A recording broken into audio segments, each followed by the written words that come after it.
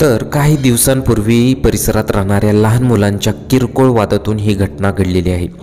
लहानबरोबर किरकोळ वाद झाला आणि त्यानंतर महिलांनी मिळून अक्षरशः विशांतसोबत काय केलेलं आहे पहा।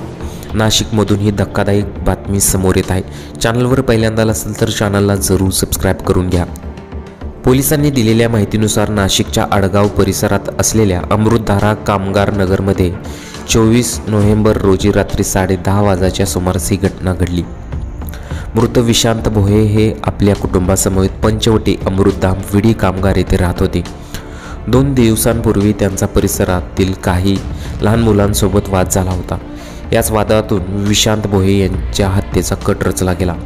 रात्री 10:30च्या सुमारास कामगार नगर इथं असलेल्या श्री स्वामी समर्थ केंद्राजवळ विशांत आपल्या काही मित्रांसोबत नेहमीप्रमाणे गप्पा मारत होते।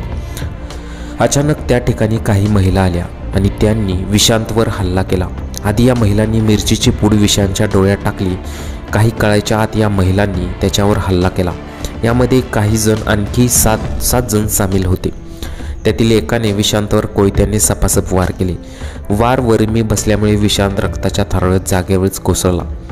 विशांत खाली कोसळल्यानंतर हल्लेखोर घटनास्थळावरून पसार झाली।